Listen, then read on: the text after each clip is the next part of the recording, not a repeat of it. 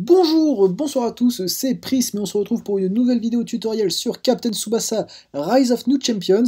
Et du coup, aujourd'hui, on va s'intéresser à un personnage que donc je n'ai pas créé, et pour une fois, ce n'est pas Waru non plus qui a créé le personnage, mais c'est bel et bien Cordialement. Et donc aujourd'hui, on va apprendre à créer Hayato Iigawa. Hayato Iigawa, si vous ne le connaissez pas, c'est un personnage qui apparaît dans Road to 2002, qui est le capitaine du club des Urawa Red Diamonds, où jouent Takeshi Sawada et Toshiya Okano, et il est réputé comme étant le meilleur défenseur d'Asie. Et je crois même qu'on nous dit qu'il était qu'il est le capitaine du Japon A.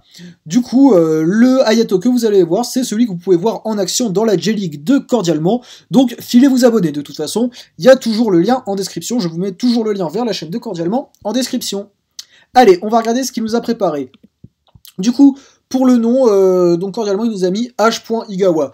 Donc oui, ça c'est très bien, hein, surtout si vous faites Gakuto également. Après, vous pouvez faire par exemple que pour les Tachibana dans le jeu. Hein, donc leur nom, quand vous les voyez à l'écran, c'est Kazuo puis Masao, puisqu'il faut distinguer les Tachibana. Là, pareil, si vous créez les Igawa, vous pouvez par exemple mettre là, appeler Hayato, juste Hayato, et Gakuto seulement Gakuto. Mais moi, je trouve que Cordialement, il a fait un bon truc, là, en mettant l'initiale puis le nom de famille. Comme ça, on comprend bien. Le corps, vous mettez un corps géant, hein, Hayato c'est un colosse, et oui, je vais l'appeler Hayato plutôt que Iigawa pour qu'on fasse pas la confusion. Donc Hayato c'est vraiment un colosse, hein, donc vraiment faut lui mettre un corps de géant. La taille, pareil, toujours le souci avec les images fixes, hein, parce que c'est pas un souci en soi, mais du coup je peux pas vous dire avec exactitude où il faut placer le curseur, mais vous voyez c'est au niveau de l'antépénultième couleur. Vous avez appris un mot aujourd'hui, ne me remerciez pas. La taille de la tête, vous voyez, c'est au niveau de, c'est à ce niveau-là. Et la couleur de la peau, c'est la numéro 8, si je dis pas de bêtises.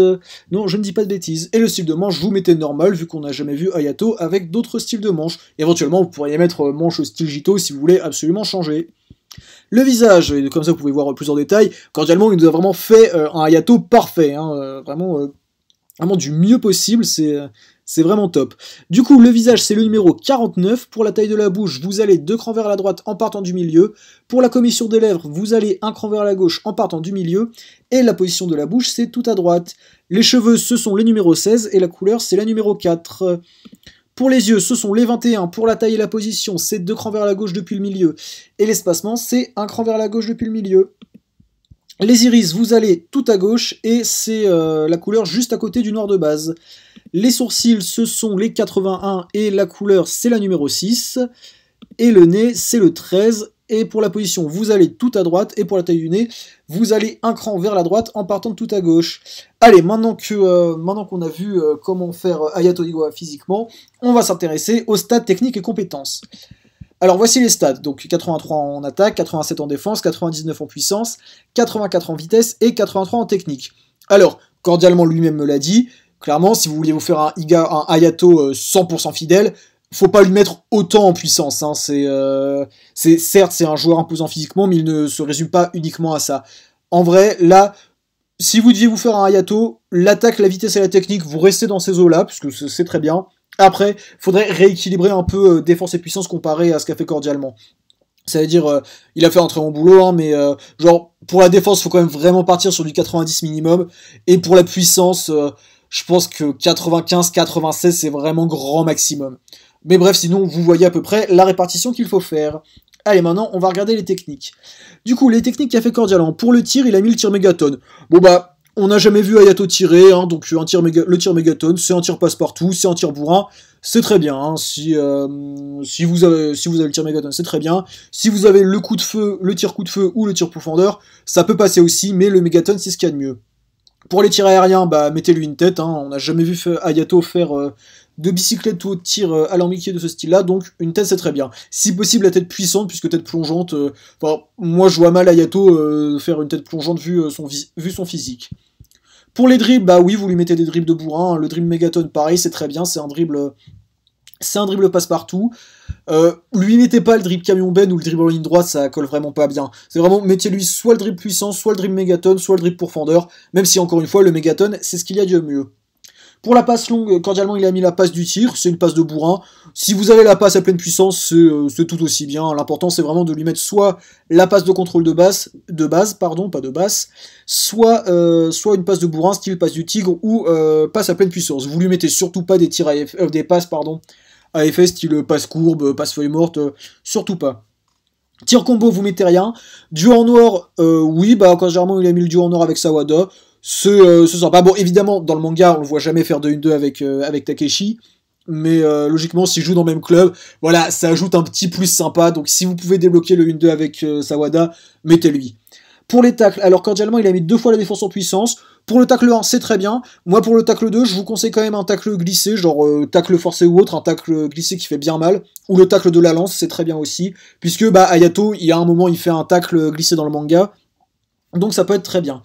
Pour le blocage, cordialement, il a mis le blocage tenace, alias le meilleur blocage en puissance de tout le jeu. C'est très bien. Et si jamais vous réussissez pas à débloquer le blocage en puissance pour votre personnage, puisque quand même c'est pas facile, c'est pas le plus simple à débloquer, vous lui mettez le blocage en puissance de Jito, et c'est très bien. Mais le blocage tenace de Bunak, c'est ce qu'il y a de mieux. Allez, maintenant on va regarder les compétences.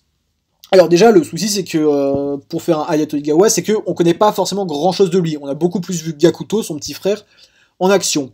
Du coup, cordialement, il a fait les compétences suivantes. Je trouve que ça colle pas mal. Déjà, vous lui mettez une compétence capitaine, hein, ça c'est très important, puisque Hayato Igawa est le capitaine des Urawa Red Diamonds, ainsi que du Japon A. Donc, vous lui mettez une compétence capitaine.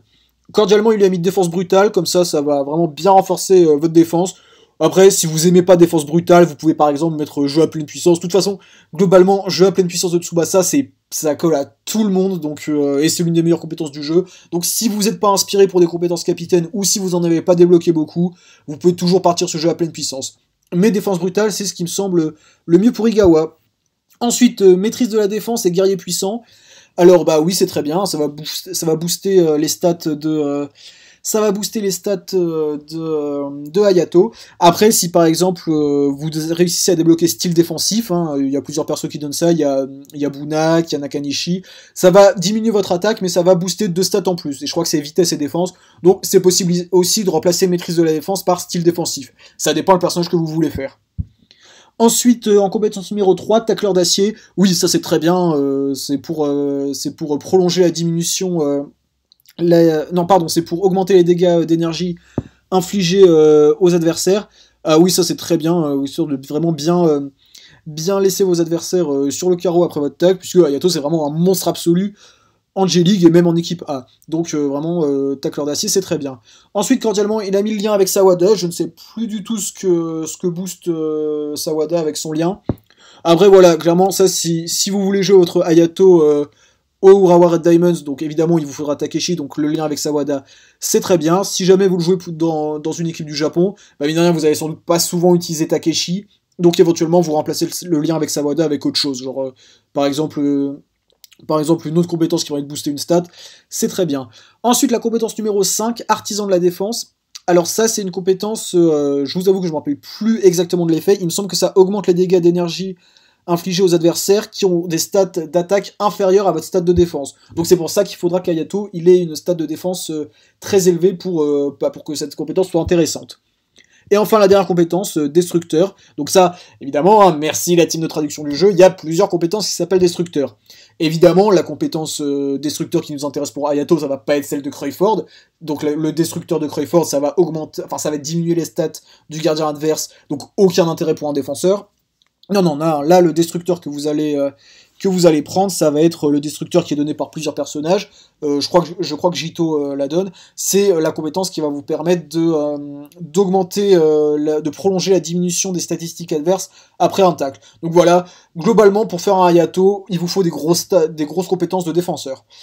Voilà, du coup, on a fait le tour. J'espère que ça vous a plu, notamment Waru, j'espère que ça t'a plu. Hein. Je sais que tu es en train de te créer... un énorme Japon, donc j'espère que cette vidéo tutoriel t'aura plu. Bref, et là pour tout le monde, si cette vidéo vous a plu, n'hésitez pas à le dire en mettant un petit like, un commentaire, en vous abonnant et en activant la cloche. D'ici la prochaine fois, je vous fais des bisous, et je vous dis à très bientôt. Ciao!